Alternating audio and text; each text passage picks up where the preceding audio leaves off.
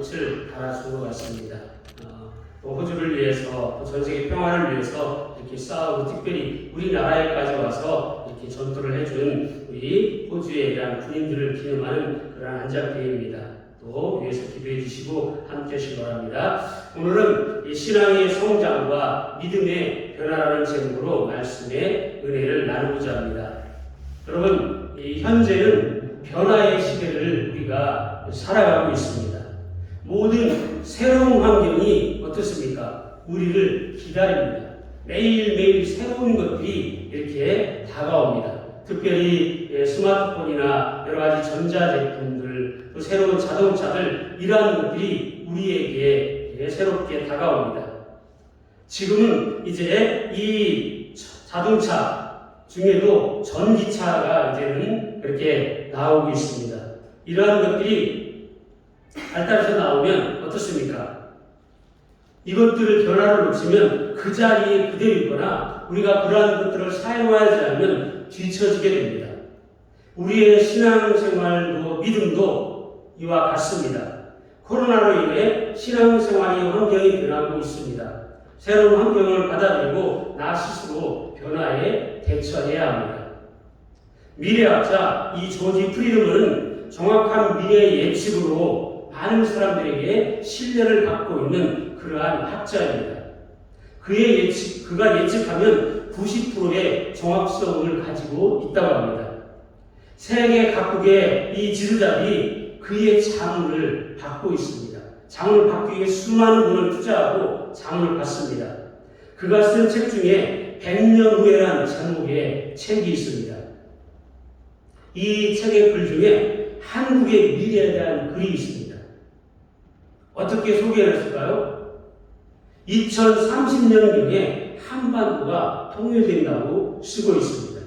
그런데 공산화 통일이 아니라 대한민국의 북한이 흡수 통일된다는 그러한 분석의 글을 싣고 있습니다.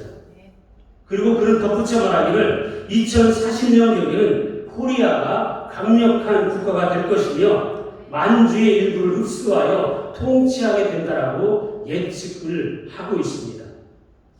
이 말을 뒷받침하는 글이 제가 지난번에 한번 소개해드린 이 포린 폴리시라는 외교 잡지에 실린 글을 우리가 또 한번 참고해 보고자 합니다. 미국 카네기 국제평화재단이 1970년부터 이 발행해온 외교 전문 잡지인데 포린 어페리스와 또 포린 폴리시 두 가지를 이렇게 한 달에 한 번씩 발굴을 합니다. 그런데 이 미국의 외교 잡지 이 포린 폴리시가 2040년도에 전 세계를 주도할 4개 나라 국가를 발표했습니다. 거스라고 발표했습니다. 이 배짱, 용이라는 그런 뜻을 가지고 거스라고 했는데 이 G는 저머니를 뜻합니다. 또 USA는 미국입니다. T는 터키입니다.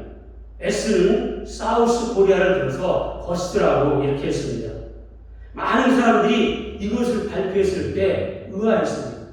아니 대한민국은 분단 국가이고 자원도 없는 나라인데 어떻게 대한민국이 세계 4대 강국이 들어갈 수 있나? 많은 사람들이 의문을 제기했습니다. 터키에 대해서도 그랬고 그러니까 이 포린 폴리시가 다음 호에 자세한 이유를 설명했습니다. 5가지 이유를 들어서 설명했습니다. 첫째는 대한민국의 특별한 국민성에 대해서 얘기했습니다. 대한민국은 무자원 국가임을 지적하면서 유일한 자원이 사람이다 이렇게 말했습니다. 그러면서 대한민국은 근면하다, 한국인의 부지런함은 모든 세계가 인정한다고 했습니다. 가령 예를 들어서 한국 사람들이 이 전 세계에 나가서 무슨 일이든지 하면 그 주위에 있는 사람은 이사가 간다고 합니다. 미국에서, 한국에서 이 미국 사람들 중에 슈퍼마켓을 많이 한다고 합니다. 그런데 그 중에 유대인들, 중국 사람들 이렇게 장사를 하면 한국 사람이 슈퍼를 열면 유대인들은 이미 이사갈 준비를 한답니다. 밤 12시까지 문 열고 있죠. 또 주일날도 안 열고 막 그렇게 장사하는 일이 많습니다. 그 사람들을 이길 수가 없어서 이사를 간다고 합니다. 그만큼 한국 사람들의 부지런함은 전 세계가 인정합니다. 두 번째는 열정에 대해서 이야기했습니다. 패션에 대해서. 죽기 아니면 까무러치기를 어떻습니까? 일합니다. 몸이 아픈데 어떻습니까? 쉬지 않고 일하러 갑니다. 그죠? 이 정도는 내가 이겨낼 수 있어. 웬만하면 호주 사람들은 어떻습니까? 다 쉽니다. 그런데 한국 사람들은 어떻습니까? 죽을 각오하고 일하러 갑니다. 칼을 뽑았으면 어떻게 말합니까? 썩은 무라도 잘라야지 이러한 결단을 가지고 일합니다. 그래서 무슨 일을 하든지 끝장을 봐야 적성이 풀리는 이러한 열정을 한국 사람들이 가지고 있다고 합니다. 세 번째는 총명함에 대해서 얘기했습니다. 스위스 치리대학이 연구에 발표하면 한국인이 전 세계에서 IQ가 가장 높은 민족이다라고 발표하고 있습니다. 두 번째는 교육열에 대해서 말씀했습니다. 어떻습니까? 옛날에 소 팔아서 농 팔아서 교육시켰던 나라가 대한민국입니다. 앞서 제가 지난번에 한번 얘기했듯이 영국 학생들이 한국에 와서 공부를 경험한 적이 있습니다. 이 영국은 호주와 똑같이 어떻습니까? 9시부터 오후 3시면 다 집에 갑니다. 그런데 이 영국의 학생들 3명이 대한민국에 와서 경험을 했는데 그냥 놀래고 말았습니다.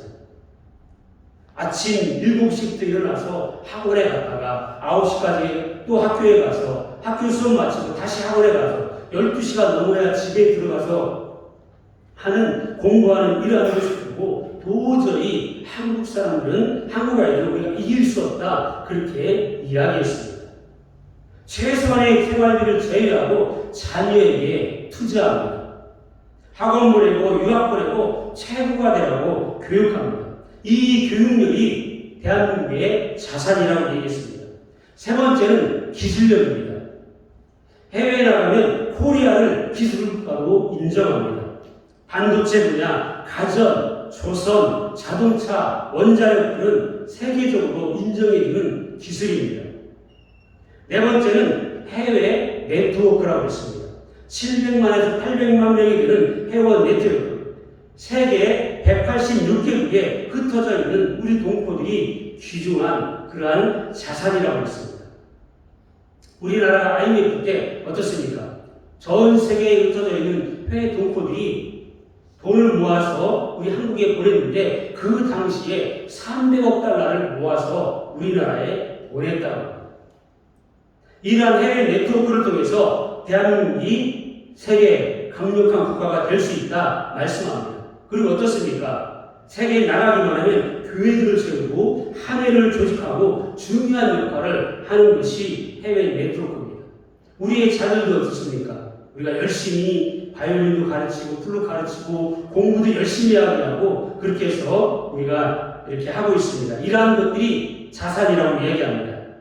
다섯 번째가 중요합니다. 프로테스탄트 처치 개신교의 역할이 한국교회를 한국 사회를 변화시켰다고 얘기합니다.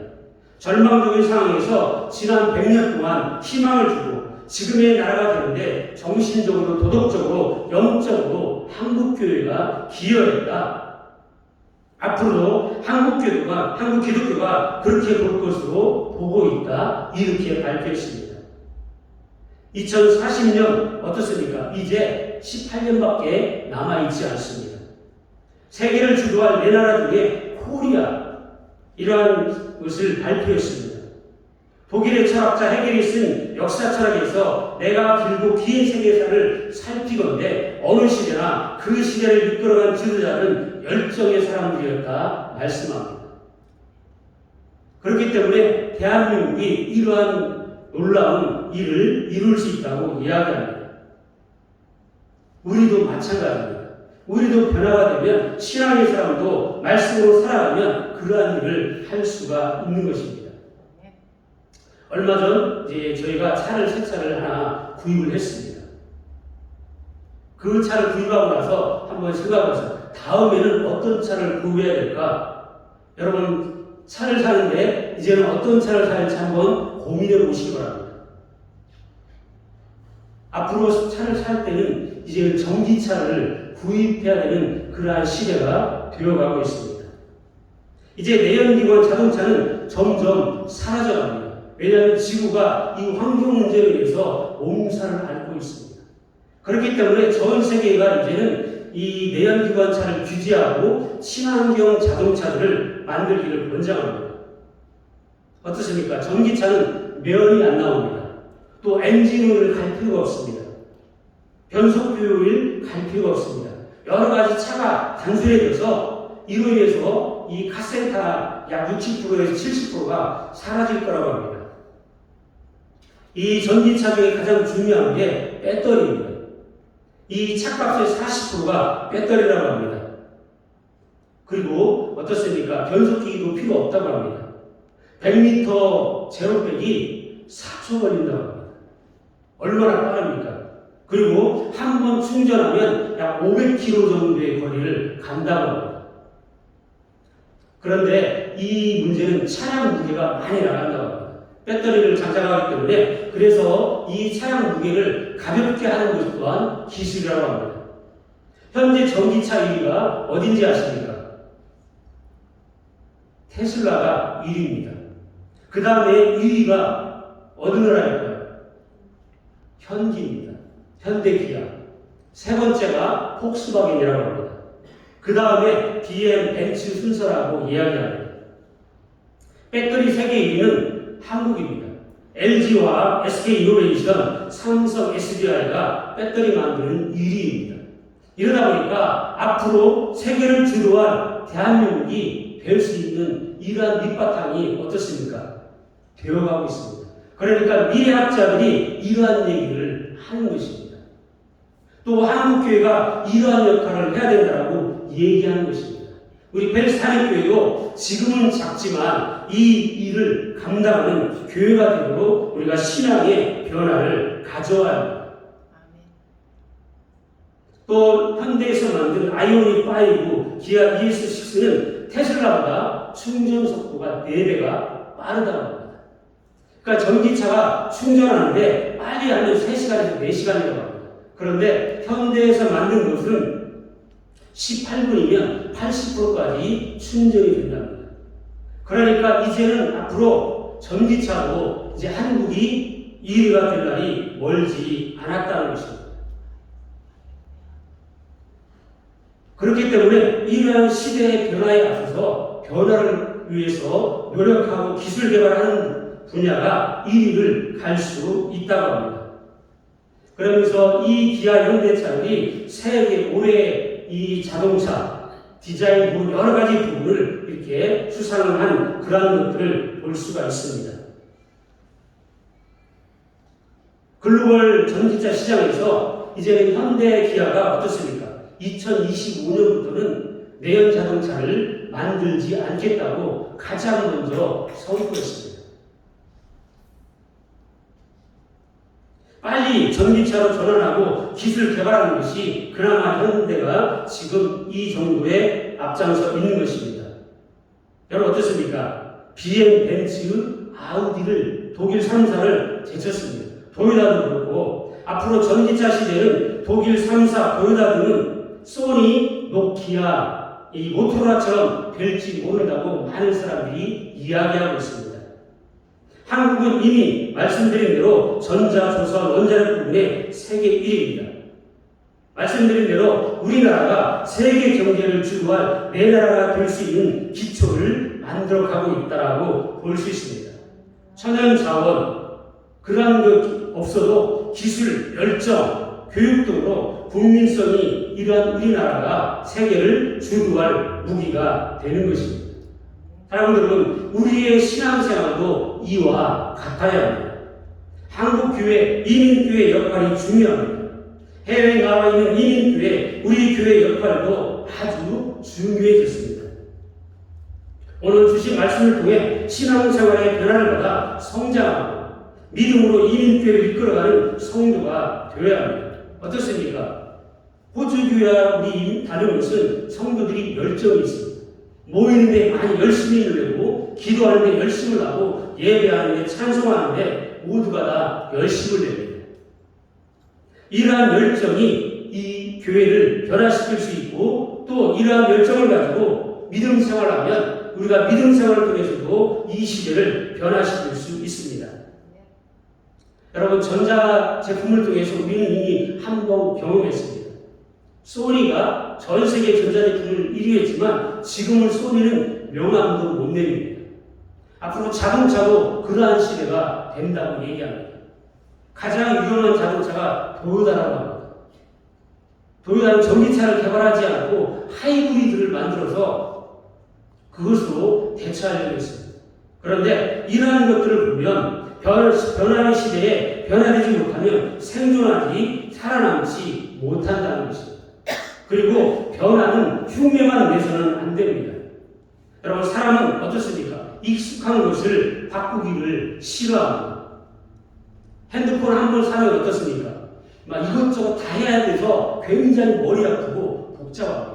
그러다 보니까 사람들이 나이 드시면 새로운 것을 싫어합니다. 여러분 내가 살아있다는 것은 변화를 의미합니다. 사랑하는 여러분, 인간은 생존을 위해서 자기가 살고 있는 그 시대를 변해야 적응해야 하고 살아야 합니다. 적응하지 못하면 어떨까요? 피곤하고 괴로운 것입니다. 이제 제가 이 새 차를 샀는데 카탈로그를 안 줍니다. 차 설명서를 안 줘요. 인터넷에서 거기에 들어가서 찾아서 보라는 겁니다. QR코드 그거 하나만 주고 거기에 들어가면 다 있다는 겁니다. 여러분 이런 시대입니다. 그렇기 때문에 우리가 변화됩니다. 우리 그리스도들도 이와 같습니다. 오늘 성경은 우리에게 말씀합니다. 너희는 이 세대를 본받지 말라. 세상 따라가지 말라고 말씀합니다. 이 세상은 어떻습니까? 좋은 것도 많지만 악한 사회, 쾌락, 죄악 이런 문화들이 너무너무 많이 발달하고 있습니다.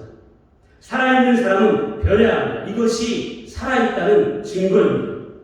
죽은 사람은 변하지 않습니다.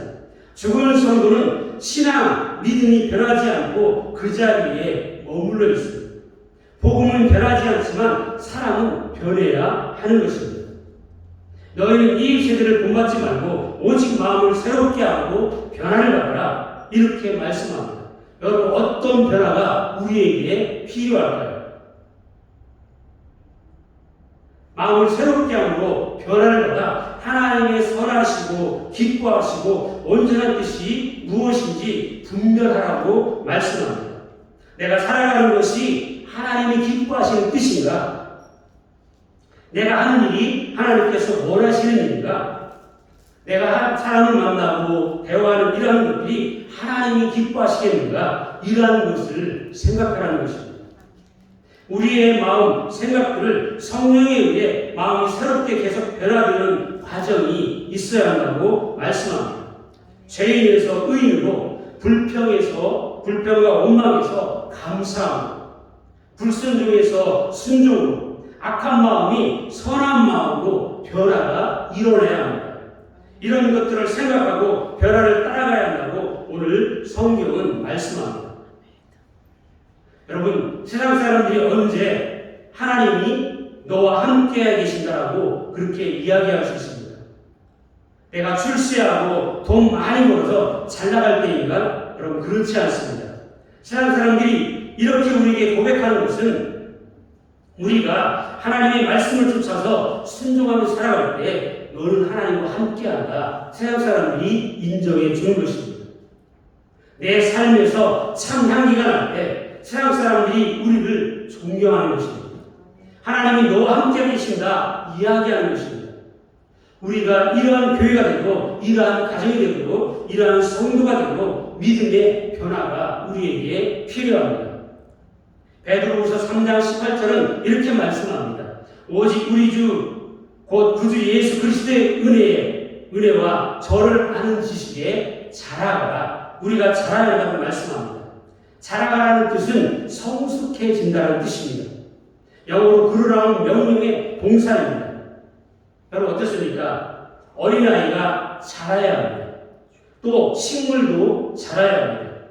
그리스도의 은혜와 저를 아는 지식에서 자라가라고 말씀합니다. 즉 신앙과 그 믿음이 성장하고 성숙해져 가는 것이 변화라는 말씀입니다. 어린아이를 키우는 부모가 집안에서 어린아이가 자라나지 않으면 어떻습니까? 얼마나 답답하겠습니까? 지금 우리 하나님의 심정이 꼭 이럴 수도 있습니다. 성도들이 교회는 다니는데 자라지 않으면, 우리가 성숙해져 가지 않으면 하나님의 마음이 이와 같을 것입니다. 우리가 성숙해야 되는 이유는 우리에게 닥치는 환난과 고통의 위기를 가급적 변화되면 믿음으로 가볍게 극복할 수 있기 때문입니다. 어떤 분은 제게 찾아와서 이렇게 얘기하는 분들이 있습니다. 아무개 성도 때문에 교회 못 다니겠다고 힘들다고 이렇게 얘기하는 분들 주변에서 많이 보게 됩니다. 그래서 만약에 그 성도를 못 나오게 하면 어떻습니까? 여기에 남을 사람이 아무도 없습니다. 한 사람도 남지 못할 것입니다. 직장 생활도 마찬가지입니다. 내 마음에 들지 않고 내 눈에 가시 같은 직원, 동료가 있다고 해서 내가 그만둔다거나 그 사람이 나가면 어떻습니까? 그 직장은 유지가 되지 못하는 것입니다. 내가 그들을 품고 성숙한 인격으로 변화가 되어야 하는 것입니다. 여러분, 아기가 문지방에 걸려 넘어진다고 문지방을 잘라내는 집이 있습니까? 아닙니다. 그것은 아기가 성장하면 해결이 됩니다. 여러분, 평소에 하나님 제 앞에 있는 장애물을 없애주세요 기도한다면 그것은 아직 어린아이의 신앙입니다. 더 성숙해야 되는 단계입니다.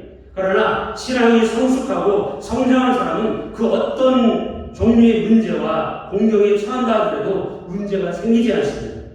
어떤 파도가 와도 그것을 타고 넘어갈 수 있는 능력이 생기기 때문입니다. 그러므로 앞으로 저와 여러분은 더 이상 문지방 탓하지 말고 문지방을 없애달라고 하나님께 떼쓰지 말고 내가 변화되게 하옵소서, 내가 성장하게 해달라고 기도하는 저와 여러분 되기를 주님의 이름으로 간절히 부탁을 드립니다. 내가 믿음이 강해지고 평소에 성령 충만해진다면 어떤 장애물이 우리에게 다가와도 잠시 위청하고 잠시 현미증을 느낄 수 있지만 오히려 시험을 주신 하나님께 감사하며 또 그것을 극복함을 통해 자기 자신의 신앙과 믿음을 변화시켜서 성숙한 그리스도인이 되는 것입니다. 이러한 은혜가 오늘 저 여러분에게 임하게 되기를 주님의 이름으로 간절히 부탁을 드립니다. 여러분, 제가 경험해 보니까 하나님은 나의 환경을 변화시키는 게 아니고 내 주위 사람들을 변화시키는 게 아니고 어떻습니까? 하나님은 나를 변화시킵니다. 처음엔 이게 안 돼서 어떻습니까? 막 힘들어집니다. 그런데 결국에는 하나님이 나를 변화시키면 주위의 모든 것이 달라져 보이는 것입니다. 내 믿음을 성장시키셔서 내가 성숙하게 그 문제를 극복하게 만들어 가시는 것입니다. 그걸 깨달아야 우리 앞에 놓인 문제를 우리가 쉽고 빨리 헤쳐나갈 수 있게 되는 것입니다. 이걸 못 깨달으면 늘 제자리 걸음하는 겁니다. 다람쥐 쳇바퀴 돌게 되는 것입니다. 늘 불평하고 원망하고 주위 사람들을 힘들게 하고 마는 것입니다. 그리고 또 성도들 간에 갈등도 있을 수 있습니다.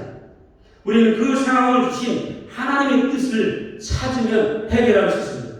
대부분의 하나님의 뜻은 어떻습니까? 나의 신앙의 성장입니다.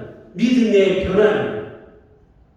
교만하고 만악한 나를 꺾으시기 위해 하나님이 내 옆에 강적을 보내십니다. 그런데 내가 그를 피하면 이상하게 점점 더 강한 적을 만나게 됩니다. 그 강적이 변하여 내 형제 자매가 될 수도 있고 남편도 될 수 있고 이 일이 오래 갈 수도 있습니다. 우리가 신앙생활하는 데는 환경이 문제가 되는 것이 아니며 그 사람이 방해거리가 될 수 없습니다. 문제는 내 자신 속에 있다는 것입니다. 그렇기 때문에 내 신앙이 성장해야 되고 믿음의 변화가 필요한 것입니다. 하나님이 주시는 정답은 정해져 있습니다. 내가 변화되라 그렇게 말씀합니다. 내 마음이 더 넓어져서 원수까지도 이해하게 되고 내 믿음이 더 성숙해져서 환난 가운데서도 기뻐하고 너에게 주는 시련을 통해서 더 기도하고 성령의 사랑으로 더 강해져라. 우리 하나님께서 말씀합니다. 이러한 성도가 되기를 주님의 이름으로 간절히 축원을 드립니다. 여러분 어떻습니까? 코로나로 인해 삶과 생활 환경이 변하고 있습니다. 예배 환경이 변했습니다. 이제는 많은 사람들이 온라인 예배를 선호하고 유튜브를 통해서 유명한 설교, 내가 좋아하는 말씀만 골라 듣는 그러한 시대가 되었습니다. 그리고 이젠 이 교회도 소비자 성도가 되어가고 있습니다. 모든 환경이 갖춰진 교회만 찾아가는 이 소비자적인 환경으로 변화되고 있습니다. 그래도 우리 벨사람교회는 어떻습니까? 모든 성도들이 다 나와서 예배하는 그러한 교회가 우리 교회입니다. 그렇기 때문에 우리 교회가 희망이 있는 것입니다. 우리는 이런 환경에서 날마다 선택해야 합니다. 내 삶이 하나님께서 기뻐하시는가? 내가 하는 행동이 하나님의 뜻인가? 내가 하는 일이 복음을 위해서 유익한 일인가? 이것을 언제나 생각하고 이것을 위해 나의 변화가 무엇이 필요한가? 신앙 점검을 해야 한다는 말씀입니다. 그래서 우리 하나님께서는 말씀합니다. 너희 몸을 하나님이 기뻐하시는 거룩한 산 제사로 드리라. 이는 너희가 드릴 영적 예배니라. 여러분 하나님이 기뻐하시는 제사란 하나님께 인격적으로 우리의 몸을 삶 전체를 거룩하게 드리는 것입니다. 즉 우리의 전 인생을 통해 계속적으로 하나님이 보시기에 선한 일에 내 자신의 삶을 살아야 한다는 것입니다. 거룩한 제사란 죄의 종이 되었던 우리가 예수 그리스도의 피로 씻음받아서 예수님께서 주신 새 사람으로 새 생명으로 예수를 위해서 살아가는 것이 하나님이 기뻐 받으시는 영적 예배입니다. 사랑하는 여러분, 우리는 변화의 시기에 서 있습니다. 하나님의 뜻이 무엇인지 분별하기 위해서 몸부림치지 않으면 살았으나 죽은 성도, 죽은 교회가 되어지고 마는 것입니다. 나의 신앙의 변화는 나에게 부담과 불편을 줄 수 있습니다. 그러나 변화하는 자에게 주시는 하나님의 은혜가 있다는 것을 잊지 말아야 합니다. 변화하는 자에게 하나님의 은혜가 임하는 것을 믿어야 합니다. 하나님의 은혜란 내가 필요할 때 주어지는 하나님의 인도, 축복, 은혜를 말씀합니다. 이것이 하나님의 은혜입니다.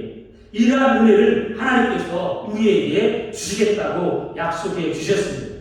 그럼 사랑하는 여러분, 마음을 새롭게 함으로 변화를 받아 하나님의 선하시고 기뻐하시고 온전한 뜻을 분별하며 신앙이 성숙하고 성장하고 믿음으로 하는 모든 일에 하나님의 인도하심과 축복이 함께하는 성도, 우리 벨사님교회가 되기를 예수 그리스도의 이름으로 간절히 축원을 드립니다. 사랑과 내가 풍성하신 아버지 하나님,